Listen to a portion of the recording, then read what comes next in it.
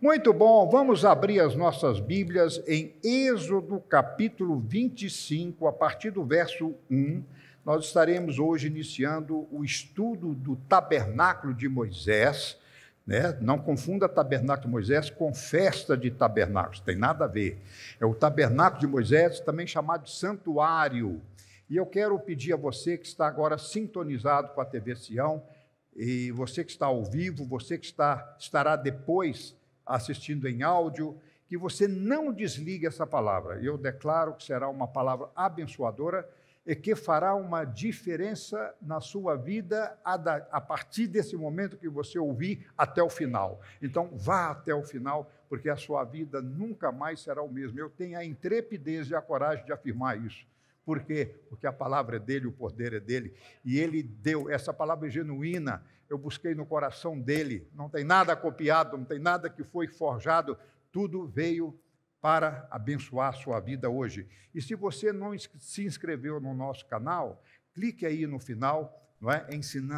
youtube.com/ensinando de Sião. Você estará no nosso canal pelo YouTube e se inscrevendo, recebendo nossas informações, nossas palavras a cada vez que você acessar o nosso canal. Não desligue, fique aí até o final. Eu garanto você, sua vida nunca mais será a mesma. Amém? Muito bem, põe na tela. Hoje nós vamos estudar a palavra trumá, que quer dizer oferta ou oferenda, que era o santuário onde o povo de Israel, através dos sacerdotes, fariam as oferendas no tabernáculo de Moisés, o chamado santuário. E nós vamos dar um subtítulo da palavra, que será o subtítulo, persevere, Deus corrige a quem ama. E nós não vamos, desta vez, entrar nos detalhes dos elementos de tabernáculo, mas eu quero só focalizar num texto. Esse texto está na Paraxá, Êxodo capítulo 25, a partir do verso 8, leia comigo: e me farão um santuário, quer dizer, o tabernáculo, para que eu habite no meio deles, no coração deles, dentro deles, conforme tudo que eu te mostrar, para o modelo do tabernáculo, para o modelo de todos os seus móveis, assim o fareis. E também farão uma arca de madeira de acácia. E aí ele vai dar detalhe. Então, todo o tabernáculo de Moisés foi feito com uma madeira chamada acácia. E eu quero ficar só hoje na madeira de acácia. Vamos lá, madeira de acácia, vamos lá. Assim como Deus usou a madeira de acácia, que era uma madeira toda tortuosa, eu vou mostrar uma foto dela aqui, foi tirada lá no deserto do Sinai, e até hoje existe essa árvore lá. Aliás, só ela que existe, não nasce nada no deserto a não ser essa árvore de acácia. E era uma árvore, como vocês vão ver a foto dela, toda tortuosa, e Deus fala com Moisés que usasse aquela madeira de acácia para fazer todos os utensílios do tabernáculo, todos, a arca, o altar, o santuário, as tábuas do tabernáculo, etc. E para fazer isso, você vai ver como Deus pediu a Moisés uma coisa impossível: pegar uma árvore toda tortuosa e tirar uma ripa, uma régua, começar a lixar, a plainar, até formar as paredes do santuário de Deus. E você vai concentrar nessa palavra, porque a mensagem está em você entender o que Deus fez, mandou Moisés fazer com madeira de acácia, e também entender o que é santuário. Se você entender agora comigo o que é santuário, pronto, você vai entender a palavra e será abençoado. Agora, se você não entender santuário, você não vai entender a ministração da palavra de hoje.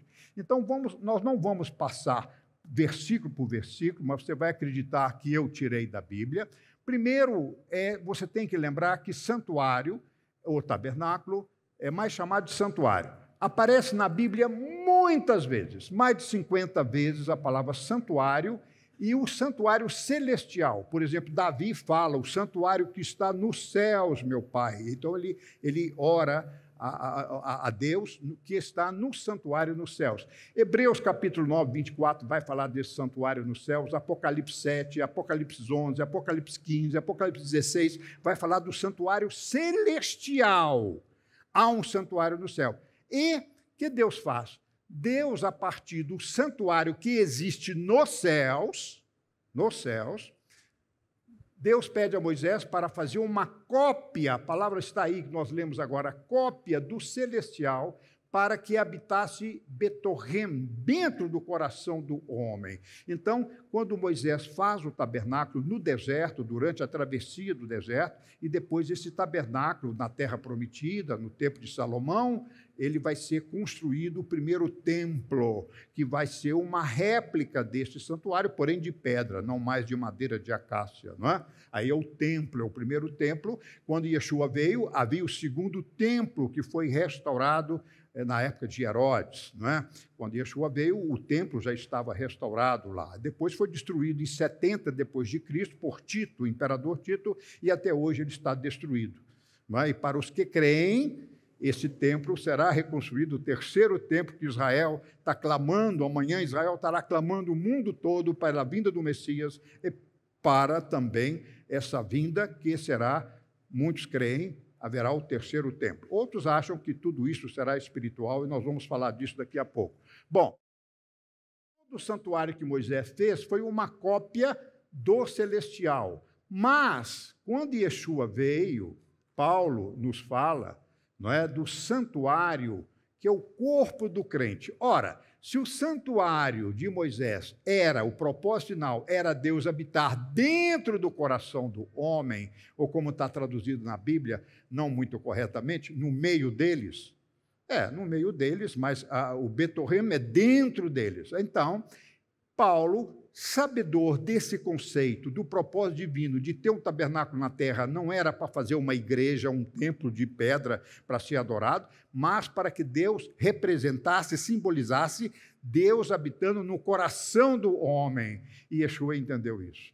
E aí Paulo fala brilhantemente em 1 Coríntios 3, 1 Coríntios 6, 19, que isso é uma obra do Espírito Santo de Deus. Quando você nasce de novo em Yeshua, você recebe o Espírito Santo de Deus habitando dentro de você. Entenderam? Entenderam, então, onde é que Deus quer chegar? Então, estamos lá no tabernáculo de Moisés, que já era o propósito de habitar dentro. Mas, na época dos hebreus, Deus habitou no meio deles, mas não dentro deles. Dentro deles é quando Yeshua, não é?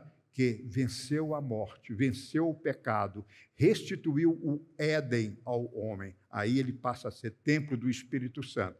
E há um quarto tipo de santuário, para quem quiser saber, muitas vezes a gente não presta muita atenção, mas o quarto tipo de santuário está lá em Apocalipse 21, 22, que é o próprio Yeshua. Quando a Jerusalém celestial descer, Apocalipse fala que não haverá dentro dela, de Jerusalém celestial, que vai descer dos céus, não haverá tabernáculo, porque Yeshua é a própria luz, ele é o próprio tabernáculo. Entendeu? Então a gente vê que esse conceito de tabernáculo ele é muito espiritual. Ele fala de uma visão, de um tempo, não é? Então por isso nós não vamos nos ater. E Ezequiel 37 fala dessa época desse cordeiro, não é? Do milênio, quando este cordeiro. Por isso que muitos creem que não haverá um terceiro templo fisicamente, não é necessário. Gente, isso aqui muda a teologia de quase 90% do judaísmo e do cristianismo. Veja bem, baseado aqui em Apocalipse, que Yeshua é o próprio santuário, e Ezequiel 37 fala que esse santuário estará aqui no milênio, e a gente fazendo uma midrash que Yeshua é o santuário, não necessariamente precisa de um terceiro templo de pedra. Evidentemente, eu, Marcelo, creio que haverá um local onde ele vai reinar. Esse pode ser o terceiro templo, não sei. Mas eu não preciso da minha fé ter um terceiro templo para que Yeshua volte, como Israel espera. Como Israel hoje já prepara o terceiro templo, os utensílios do templo, os sacrifícios, não é? Então, há uma ambiguidade aí. Então, eu pessoalmente creio que Yeshua é o tabernáculo no milênio, e aonde ele estiver, dali é o reino, dali é o templo, porque ele é o próprio santuário. Muito bem. Então, no versículo 25, 8, fala para fazer a madeira de acácia. E depois você lembra que a graça e a verdade foi o verbo que se fez carne e tabernaculou, santuarizou, não existe essa palavra, né? Se tornou santuário, isso é tabernaculou. E ele se fez carne, a palavra, e tabernaculou, eskenezei em grego, ou santuarizou dentro de nós. Esse é o princípio do tabernáculo, é habitar dentro de nós a graça e a verdade através de Yeshua. Então, nele nós recebemos o Espírito Santo de Deus. Ele é o mediador entre você e o Pai. Não há como o povo judeu hoje estar cheio do Espírito Santo se não for por Yeshua, se não for. Por isso, Paulo fala muito claramente que os judeus precisam ser reenxertados nessa graça para que nasçam de novo, e nós somos, os não-judeus, são enxertados nesta oliveira em Cristo. Muito bem, então vamos passar direto para a madeira de acácia. Então, você vai entender quando você entende que você é o santuário de Deus. Aí você vai entender o que Deus fez com a madeira de acácia, que nós vamos passar agora. Então, essa é a acácia. Olha aí. Essa é uma foto recente do deserto do Sinai. É uma árvore toda. Essa está até muito reta. E eu já vi, eu tenho na minha casa fotos dessa. Ela é tortuosa mesmo, ela faz assim. Não é? E Deus pede que dessa madeira, dessa árvore, tire uma réguas, tá? Ele vai tirar réguas, e essas réguas você vai construir as paredes aqui do tabernáculo. Aqui tem peles, né, fazendo o telhado, né, a cortina do tabernáculo, mas aqui é madeira de acácia dando a volta, e também os utensílios, como, por exemplo, o altar, a mesa dos pães das proposições, a própria arca, não é? Muito bem, aqui estão as madeiras, está vendo? Essa é uma fotografia de cima, como era o tabernáculo de Moisés, nas mesmas medidas. Está vendo as madeiras aqui? São réguas, está vendo as réguas? E essas réguas, eu fiz uma foto aqui, ela era encaixada, olha só, daquela madeira tortuosa, Deus mandava tirar uma régua, fazia um encaixe aqui de macho e fêmea, está vendo? Macho e fêmea, era encaixado. E aqui eles encaixavam as tábuas do tabernáculo, dando o formato retangular, e a base era de prata, está vendo? A base era fundido, dois receptáculos que enfiavam as tábuas. Para unir as tábuas, ela encaixava e punha, porque a terra do deserto ia corroer essa madeira, a umidade da terra, então punha prata. E só para começar a espiritualizar a palavra um pouco mais, o sentido espiritual, a prata fala da redenção. Então o tabernáculo estava no deserto, no mundo, o mundo jaz no maligno, o mundo é deserto. Mas aquela tábua, ela tinha revestimento de prata. Assim são as nossas vidas. Nós estamos vivendo no meio de pandemia, de mal, os dias são maus, mas nós temos a redenção. E essa redenção é um revestimento de prata, que as coisas do mundo não nos contaminem. Vocês estão entendendo que se a gente não estiver em Yeshua, você não está na redenção, e a redenção é um símbolo da prata? Muito bem. E aí, esse encaixe era perfeito, mas aí vem a pergunta, como tirar uma árvore tortuosa e fazer uma madeira tão retinha assim? Então, você vai ver que Deus dava, vou dar um detalhe para a gente entrar onde precisamos, você vai ver um detalhe que ele ia pedir para, não vou falar aqui toda a operação, primeiro corta a árvore, arranca do deserto. É assim a nossa vida. Se você não é arrancado do deserto desse mundo, você não começa a ser trabalhado por Deus. Você, na vida de ímpio, como diz Efésios capítulo 2, outrora andávamos nós nas trevas, no pecado, no mundo, nas coisas do mundo. Você agora é retirado, é convidado para uma vida de santidade em Yeshua. Então, essa é a salvação, esse é o arrancar, assim também como arrancou aquela madeira de acácia. Mas quando Deus me arrancou há 33 anos e meio atrás, eu era todo tortuoso. Ele me arrancou com aquela raiz, saiu a minha pessoa todo torto como aquela acácia. E aí começa a vir o quê? Começa a vir o tratamento de Deus, começa a vir, no meu caso foi motosserra. E não foi assim. Você já viu aquelas pessoas... Bom, como o pastor Jorge, que nasceu num lar crente, eu não tive essa felicidade dele, ele já nasceu santo. Eu nasci não vou falar um capeta, mas nasci no mundo das trevas. Nasci no mundo das trevas. Embora eu tive uma infância religiosa, mas eu depois entrei no mundo das trevas, da filosofia esotérica, aquelas coisas todas do mundo. Então, eu estava todo torto. E aí, quando me arrancou, eu creio que Deus... Também Paulo foi assim, né? Paulo caiu imagine-se, do cavalo. e caiu a caminho de Damasco, e foi a motosserra. Paulo foi motosserra, porque o bicho, o sujeito era difícil, ele era de dura cerviz, diz a palavra. Ele era difícil, ele era irrepreensível, assim, religioso.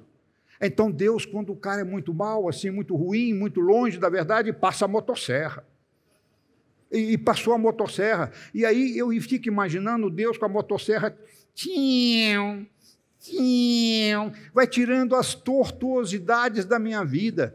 Me tirou da bebida, me tirou do cigarro. Eu fumava 2 a 3 maços de cigarro por dia. Entendeu? Começou a restaurar o meu casamento, mas para restaurar o meu casamento ele tinha que fazer encaixe. Como é que eu vou ser uma só carne com a minha mulher? Então ele tinha que converter a minha mulher. Graças a Deus, quando eu me converti, eu falei, Pai, se é o Senhor Yeshua, converta a minha mulher e meus 3 filhos. 3 dias depois, minha mulher e os 3 filhos estavam convertidos. Então essa é a obra que o Senhor começa. Aí eu falei com o senhor pode mandar uma motosserra, talvez mais forte até para minha mulher, com a lâmina mais afiada? Porque ela tinha também que ser a tortuosidade da vida dela, embora sempre fui um bom pai, Mateus lembra, mesmo como incrédulo, não era um mau caráter, sempre fui honesto, nunca roubei, nunca fiz nada de mal, nunca que eu saiba prejudiquei o próximo, né, com danos. Isso, eu era muito temente, mas era incrédulo, era praticamente ateu. Entende isso? Minha mulher também era uma boa esposa, não era uma má mãe, mas nossas vidas estavam tortuosas, com tortuosidades. Então era necessário passar a motosserra, depois começar a serrote, porque tem coisa que não pode ser motosserra, tem que ser a serra. Depois da serra, Deus vai trabalhar aplainando, chama plaina, ia tirar a minha impaciência, ia tirar o meu gênio difícil, ia tirar, moldar aquilo, a mentira, tinha que tirar aquelas coisas, tinha que tirar o engano, tinha que tirar o espírito de acusação, e tudo é plainando. Deus plana, vai trabalhando na madeira, a madeira vai ficando plana. O que é plana? Reta, perfeita, alinhada. A minha vida começou a ficar alinhada. Eu e minha mulher fomos na livraria evangélica e falamos, baixa a estante. A cara falou, o quê? Eu nunca vi isso. Eu falei, baixa essa estante, eu vou levar tudo. Nós levamos. Eu tenho hoje ainda 2.000 livros. Agora estou até fazendo um apelo aí, eu vou doar. Fica esses livros empilhados lá, 30 e tantos, eu vou doar. Doar para uma biblioteca, para quem quiser, vou fazer um leilão aqui de graça, leva os meus livros. Mas eu mandei baixar uma estante da livraria evangélica no centro da minha cidade. O vendedor falou, eu nunca fiz isso na vida. Vai fazer, baixa a estante, eu vou levar. Em caixota eu vou pôr tudo aí. Manda entregar na minha casa. Eu fiz isso. Acredite se quiser, porque eu queria a palavra. Eu ia no culto, não aguentava o pastor pregando com um papel todo amarelo, que pregou uma pregação que preparou há 30 anos atrás. Ele punha contra a luz para poder ver a letra dele. Eu falei, eu mereço isso? Eu que fui arrancado com a motosserra do reino das trevas para o reino da luz, agora fica um pastor lá falando os nomes, as características do nome de Deus, lendo contra a luz para poder enxergar a letra, uma coisa que ele preparou 30... Isso não tinha Espírito Santo? Eu queria mais!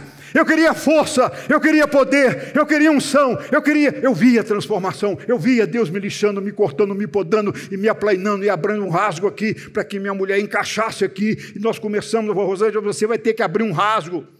Você é fêmea, então fica como fêmea, eu fico como macho, então nós vamos encaixar. Como a madeira que eu mostrei aqui para vocês, é isso aqui, gente. É isso aqui. Olha aqui, ó. É esse encaixe. É isso que Deus faz. É ser irmão. Não é ser crente, não é ter membro, é ser encaixado. Vocês, não só com marido e mulher, não, nós teríamos que ser um só corpo, um só espírito, e temos que estar encaixado, e na nossa base Deus passa o sangue dele, que é a redenção dele, para que as coisas do mundo não nos contamine, e que arranque você do pecado, arranque você.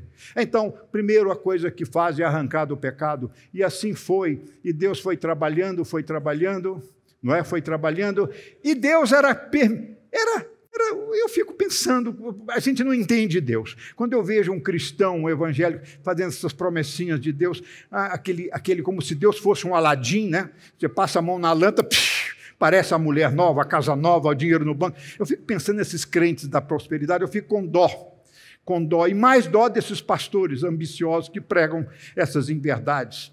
Eu fico vendo, por que não prega essa madeira da acácia, que Deus vai cortar você, Ele vai pegar serras, ferramentas de plana, formão, Ele vai dar um acabamento, e depois que Ele acha que você está bom, sabe o que Ele faz? Começa a lixar.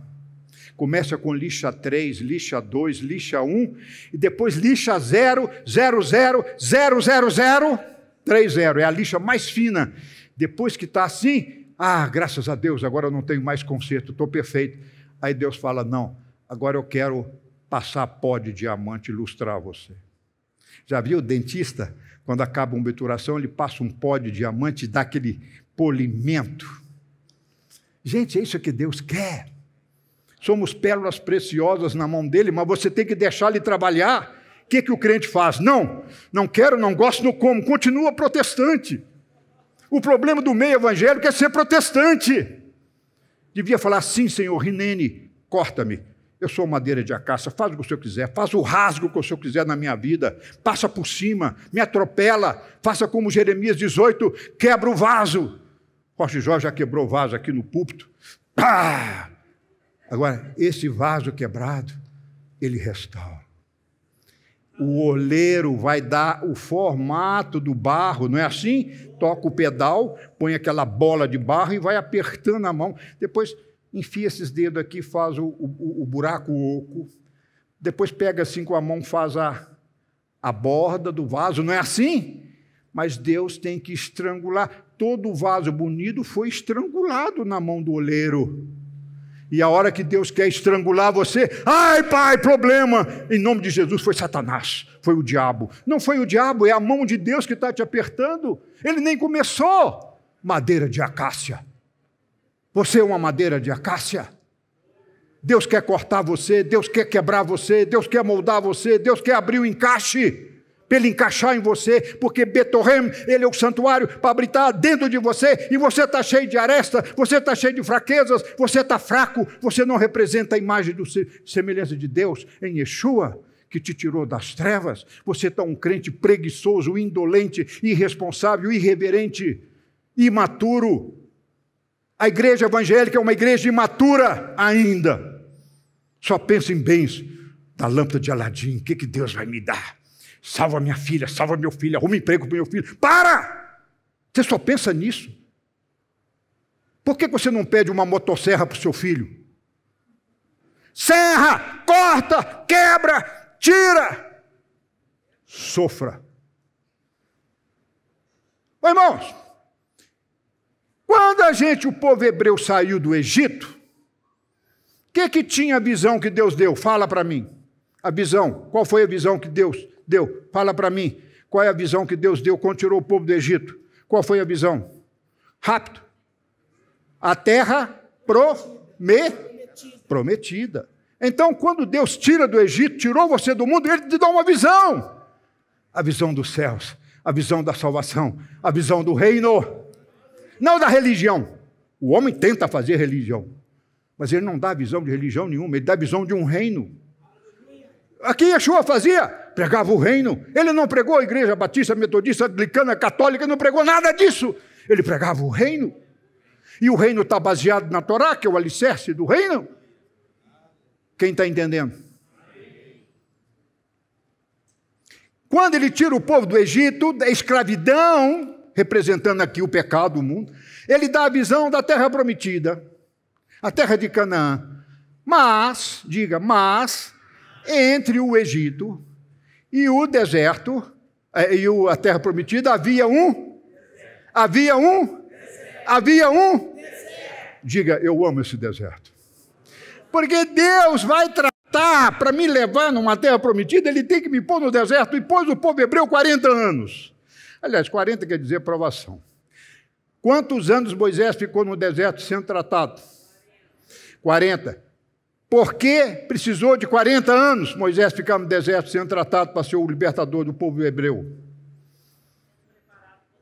Porque ele precisava de 39 anos de motosserra. Está entendendo? Ele ficou 39 anos no deserto, na minha revelação, porque Deus precisou 39 anos completos, porque ele tinha que ser cortado, ele tinha que ser aplainado, ele era o homem temperante, ele chegava lá e assassino, foi um assassino. Ele estava com toda aquela sabedoria do Egito, ele estava cheio de si. E Deus colocou um cara criado na maior ciência do mundo, nas matemáticas do Egito, que sei que Moisés sabia muito matemática, porque faz essas coisas todas. Deus pede para ele 10 côvados de largura, 4 metros, 4 metros e meio, a largura meio côvado, ou seja, 22,5 centímetros. Deus dava a medida em centímetro, em décimo de centímetro. Então tinham réguas, tinham ferramentas, porque sabiam fazer. Moisés precisou de 39 anos e 353 dias, porque o ano judaico tem 354. Então, até que Deus falou, ele agora está polido, lixa 3, mas já pode trabalhar. As tortuosidades da vida de Moisés saiu. Se você não tira as suas tortuosidades ou não deixa Deus trabalhar, você não pode servir. Por isso que igrejas fracassam, por isso que ministérios fracassam, porque os líderes são tortuosos. Os líderes não foram tratados. Gente, eu pensei, eu não sou tão burro assim, se ele ficou 40 anos, por que 40? Porque 39 anos Deus precisou para tratar esse cara. Agora, Deus não podia pegar um dia de deserto? Podia, mas Moisés não tinha a cabeça de Deus. Ele tinha que ser formado, ele tinha que ser plainado, ele tinha que sofrer. Ai, que palavra difícil. Vamos lá encerrar. Vamos lá. Vou ficar de olho no relógio. Por que Deus quer fazer isso conosco? Quer tratar com você como uma acácia? Sabe por quê? Porque ele tem um padrão de santidade que está baseado em Yeshua. Ele tem um padrão de santidade baseado em Yeshua. Sabe por que Deus quer tratar com você? Porque ele sabe que você vive no deserto chamado planeta Terra. E esse planeta Terra jaz no maligno. E nós estamos vivendo o início das dores. E vão vir, vai vir vacina, vai melhorar, mas vão vir mais vírus. Pela palavra vai vir mais coisas. Vão vir os 7 selos, vão vir as 7 trombetas. O crente quer fugir, ser arrebatado amanhã. Essa turma dos vencedores, que eu não sei que venceu, o que ele venceu. Morre de medo da motosserra. Ai, pai! Mexer comigo, não. Só bênção. Está entendendo esse crente que fica só no Deus me falou? Se Deus fala na sua vida, Ele vai mostrar a motosserra, a lixa, a ferramenta, a plana. Tem um cara que eu li há 33 anos atrás, quando eu converti, chamado Bob Mumford. O Bob Mumford escreveu um livro, A Patrulha de Deus. Ele não tinha a revelação que eu tive da casta, isso é uma palavra minha. Eu nunca li isso em lugar nenhum. Mas Bob Mumford teve a patrulha de Deus. Que patrulha? Um trator. E que o trator passava para abrir caminho. Ele teve essa visão que quanto maior o trator, mais bênção você vai ter. Se você deixa, né? Ele não viu a acácia é minha. Eu preguei isso em 1993, quando eu fui a primeira vez no deserto, que eu vi essa madeira. Eu estava naquele hotel no Egito, ali é Egito, né? O Sinai hoje pertence ao Egito. Naquele hotel, por sinal, sensacional. E lá chamei a turma depois do jantar e falei, Deus me deu uma visão. Aquela acácia foi usada para fazer o santuário. Nós somos o santuário. Então, Deus quer tratar você. Ô, gente, isso há 33 anos, quantos anos? Há 27 anos atrás. Foi fantástico essa visão, por isso que eu fico feliz de ter essas revelações, porque Deus quer maturidade. Por que Ele tem que tratar você? Porque a sua carne não nasce de novo, o seu espírito nasce de novo, mas a minha memória está ou pode estar ainda no Egito, certo? Lembra que o povo tinha saudade das cebolas do Egito? Cebola era as coisas boas do Egito. O crente converte, mas tem problema. Ele nasce de novo em espírito, sente o poder de Deus, sente o poder da restauração, mas ele tem fraquezas. Ele não consegue ver uma mulher sem lascívia nos olhos. A mulher não consegue ver um homem com olhos puros. Tem que ver com lascívia, tem que ver com sensualidade. As mulheres, muitas vezes mal informadas, sobem os vestidos, os homens ficam mais lascivos. As mulheres aumentam os decotes, os homens... É difícil. Talvez ela é até pura na ignorância dela, não se vestir bem, mas ela desperta ali a libido.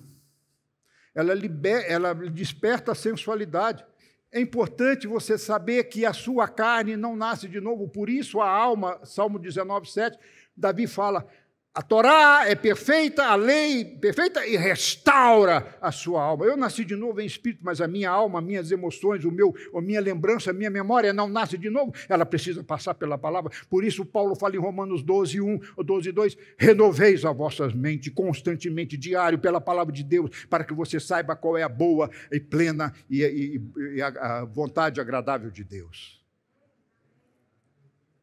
Eu não estou falando em culto, eu não estou falando em ser religioso, eu não estou falando em cumprir novena, quarentena. Irmãos, o mundo está afogado na religião, inclusive os evangélicos. Mas quando você sai desse meio, começa a ver que Deus dá uma motosserra e que Ele está trabalhando em você, porque Ele te ama. Deus preocupa com você, preocupa comigo, por isso Ele me trata. E é o título da palavra de manhã, Deus corrige a quem ama. E se você está sendo corrigido, não ponha Satanás nisso. Não fique sai, Satanás! O que aconteceu, irmão? Uma gripe. Falei, mas aproveita essa gripe para você poder crescer em outras coisas, ficar dentro de casa, aproveita a quarentena. Não, é de Satanás, é o demônio. O povo joga esse demônio em tudo para não ver os seus problemas. Ah, Rabino, eu menti. Pede perdão, então, fala a verdade. Ah, não, foi o capeta que entrou dentro de mim, eu menti. O capeta pôs palavras na minha boca. Foi você que não deixou a motosserra passar. Foi você que não deixou as ferramentas de Deus tratar com a sua mentira, com a sua insinceridade, com a sua desonestidade, com a sua preguiça. Hoje você quer ser servo do Senhor, quer ser crente, mas um crente relapso. Não aceita o tratamento de Deus. Ele quer disciplina. O seu corpo tem que ter disciplina, a sua carne tem que ter disciplina.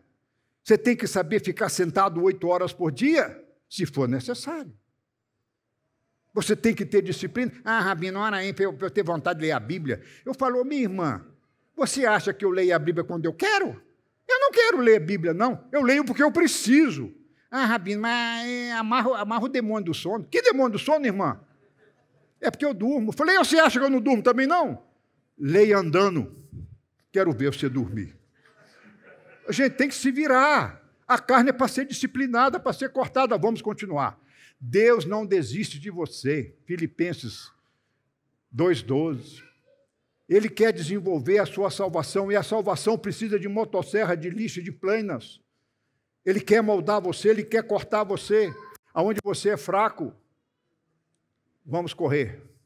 É natural que soframos para o nosso bem, Tiago 5:10. Ei, pregue isso. É natural que soframos.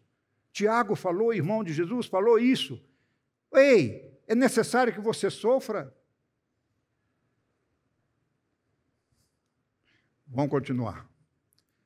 Deus trata você com madeira de acácia porque Ele tem reservado o melhor para os seus filhos. Porque Hebreus capítulo 12 fala que Ele corrige quem ama porque Ele te tem como filho.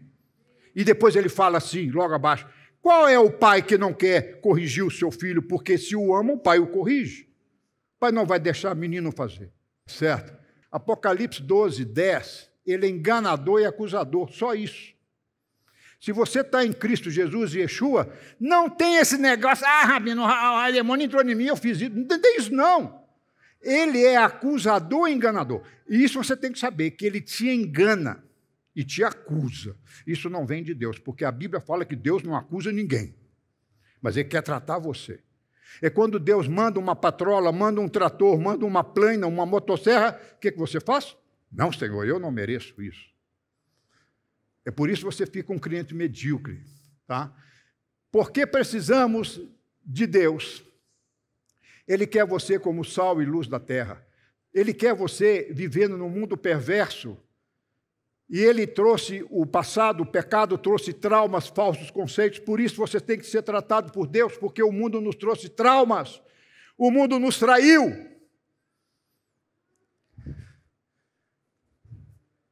Eu já emprestei dinheiro muitas vezes, eu não recebi nada.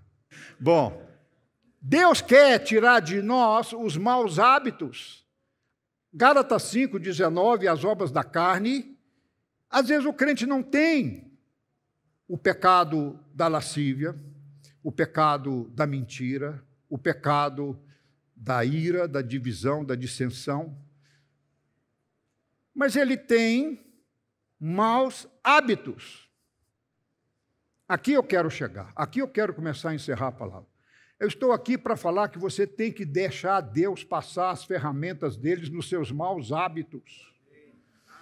Você muitas vezes fica engessado espiritualmente, fica duro espiritualmente. Você fala, mas eu não adultero, eu não roubo, eu não estou fazendo mal ao próximo. Por que a minha vida não decola? Por causa dos maus hábitos. Você tem que fugir deles, você tem que ser tratado por eles, e Deus vai mandar problemas. Às vezes, não estou falando que toda criança rebelde, mas muitas vezes, diga, muitas vezes, Deus vai usar a nossa família, os nossos familiares, os nossos amigos, os nossos pastores, os nossos colegas, os nossos chefes, o nosso cônjuge, esposa ou mulher, para ser ferramenta dele na sua vida. Ah, Rabino, vou separar. O que foi? Eu não aguento a minha mulher. Por quê? Ah, porque ele é assim, assim, assado. Eu falei, e precisa separar por causa disso? Agradeça a Deus que ela está sendo usada por Deus para tratar o seu gênio ruim. Ah, um amém. Outro amém. Outro amém. Ó, tá, outro amém. Outro amém. Aí, está vendo? Estou tocando nas feridas. Se você deixar essa palavra tocar na sua ferida, você vai ser liberto hoje. Porque Deus não quer que você seja um Moisés, ficar 39 anos sendo tratado. Deus não precisa mandar, desculpa a palavra aqui, um câncer para cada um para te tratar para o sofrimento. Ele não precisa disso. Ele não precisa. Não quer dizer que toda enfermidade foi ele que mandou. Não, não é isso não. Se você aparece com uma cirrose amanhã, é porque você bebeu demais. Você aparece com câncer de pulmão porque você fumou demais. Então, muitas vezes, as doenças são nossos próprios pecados. Consequência do pecado. Não vou entrar nesse detalhe. Mas o que Deus quer, passando a motosserra, é que você ouça a voz dele, pois ele quer nos ensinar os seus caminhos. Isaías 48 diz isso. O que Deus quer é ensinar os seus caminhos. Mas para ele ensinar os caminhos dele, para você ser bem-sucedido, próspero, você tem que ser lixado. Você tem que deixar abrir um rasgo do seu lado para que um irmão possa chegar. Você é crente, mas o irmão não pode nem te tocar na sua mão. Porque Deus... mau hábitos. Então vamos falar dos mau hábitos. Mentirinha, fala que eu não estou. Preguiça é um mau hábito, deixar para amanhã. Tá certo? Quer mais um mau hábito? As obras da carne, tudo são mau hábitos, né? Alguns pecados, como glutonaria, bebedice. É difícil a gente apreciar um vinho moderadamente. É difícil, não é fácil.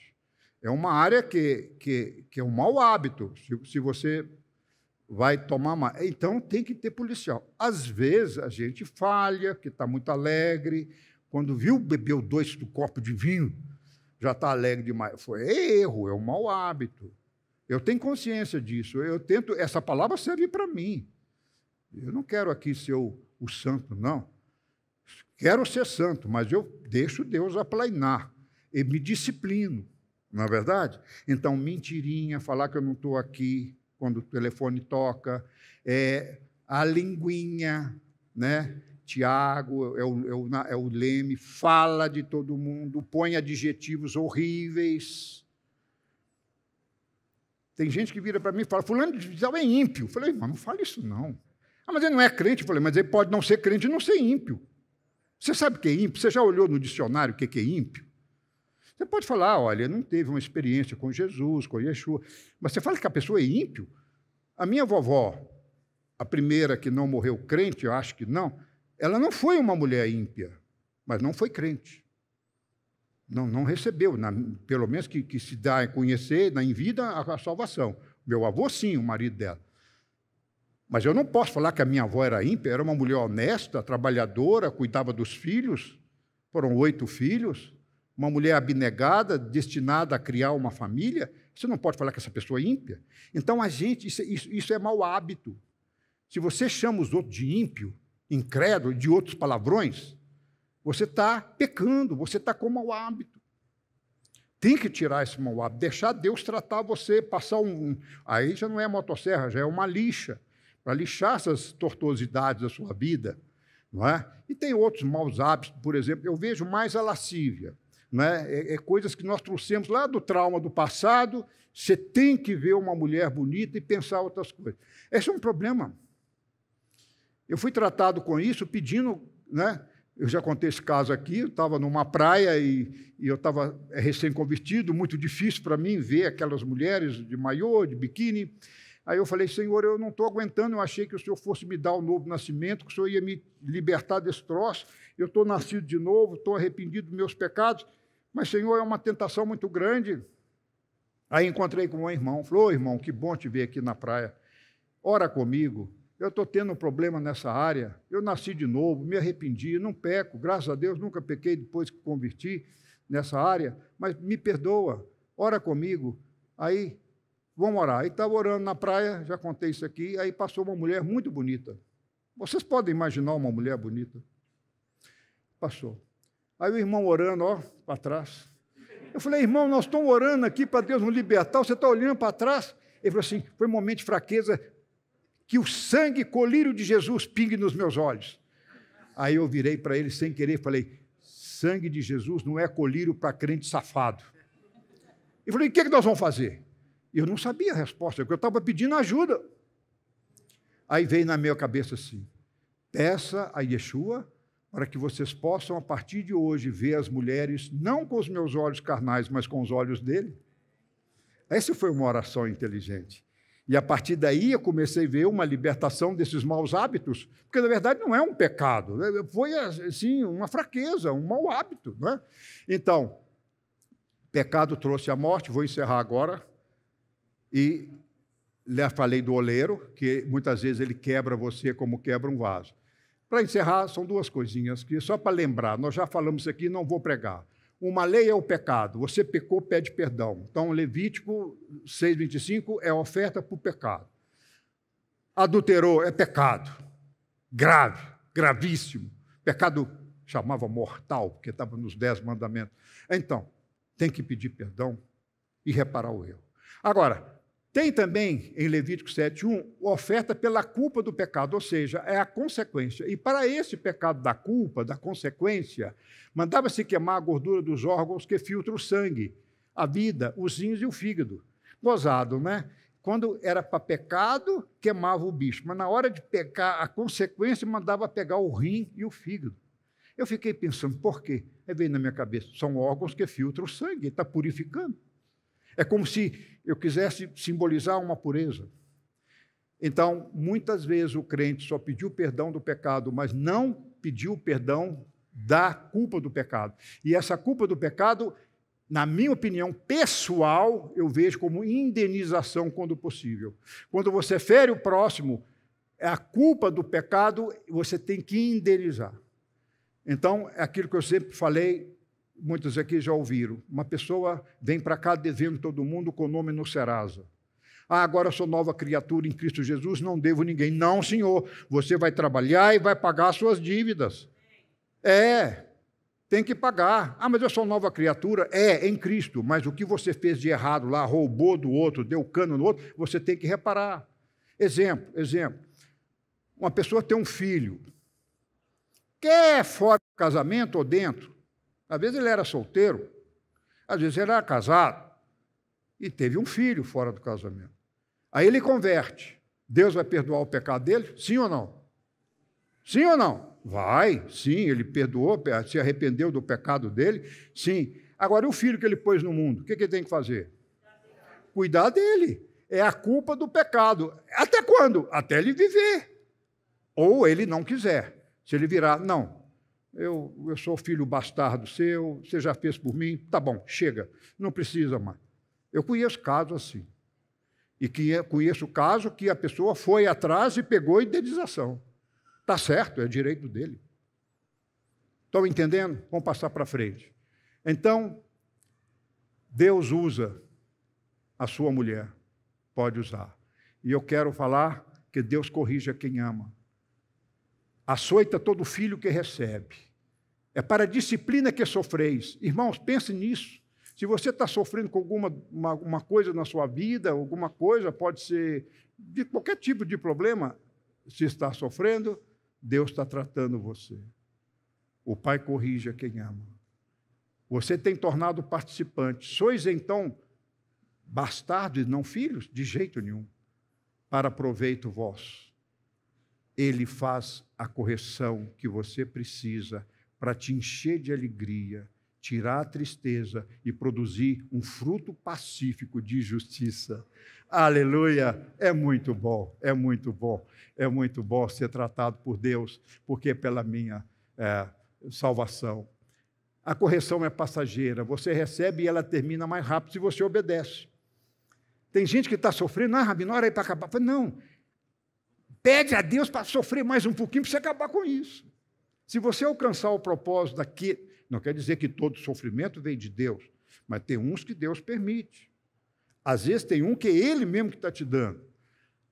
Pare de culpar o diabo e enfrente os seus problemas. Entenda a origem dos seus problemas, enfrente-os. Está certo? Olha, no processo da salvação, Deus quer tirar você os maus hábitos, como eu falei, raízes doentes de relacionamentos antigos. Isso é mau hábito.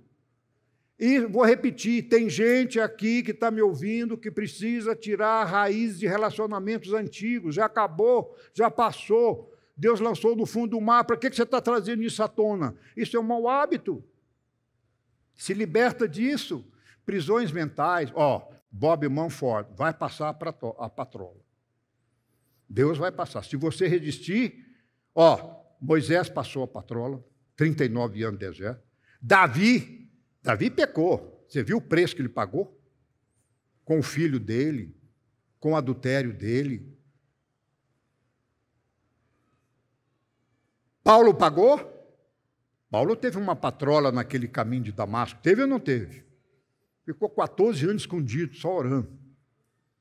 Pedro, quando negou Yeshua, o que Pedro passou ali, dizem que Pedro nasceu de novo ali, né? Então, Deus trata seus homens, vai tratar você também. E outra coisa para encerrar, fecha as fendas das muralhas da sua alma. A serpente se alimenta do pó, das coisas da carne. Então, olha para mim para encerrar. Eu sou crente, eu sou dizimista, eu sou honesto, eu sou sincero, eu sou bom pai, bom marido. Amém? A muralha dele. Mas quando você vai examinar a muralha dele, tem lá bebedice, tem lá lascívia, tem lá mentirinha.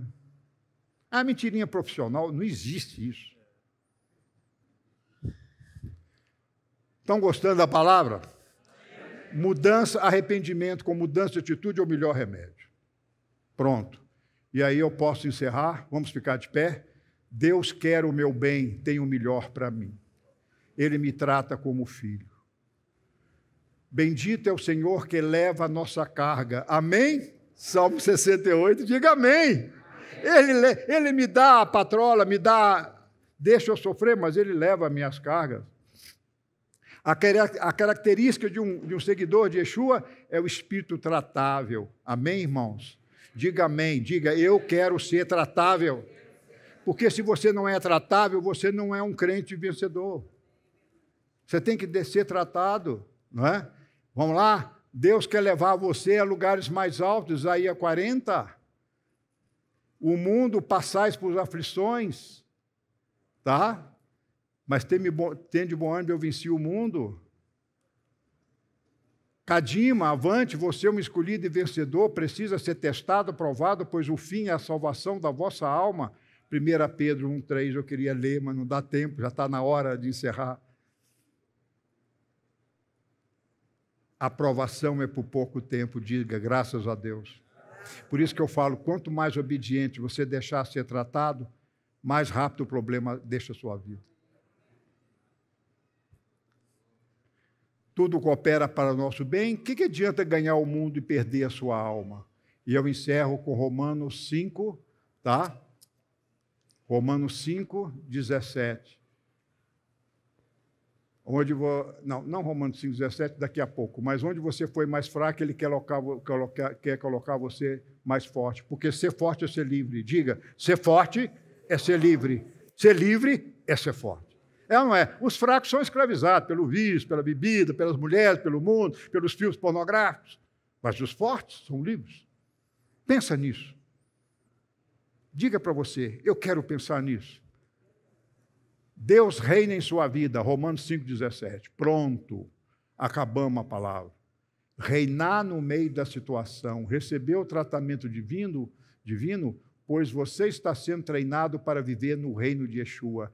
E Romanos 5,17 fala, a graça dele, mas o dom da justiça, que é andar em linha reta, porque você não precisa mais de motosserra nem de lixo, então você já está em linha reta, você já é uma ripa, pronta para ser o tabernáculo. Aí o que acontece? Reinar em vida.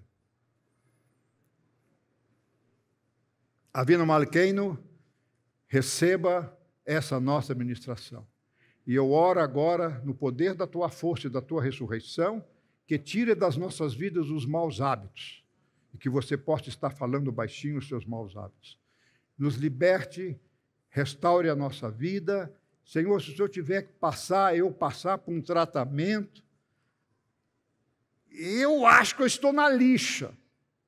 Mas se tiver uma ferramenta para tirar uma fraqueza, pode usar a ferramenta, Senhor, eu deixo o Senhor usar e use rápido para que eu seja bem-sucedido e próspero, para que eu seja sempre um crente tratável, que recebe tratamento. Nos guarde e nos livre de todo o mal, é a nossa oração, em nome de Yeshua. Amém! Aleluia!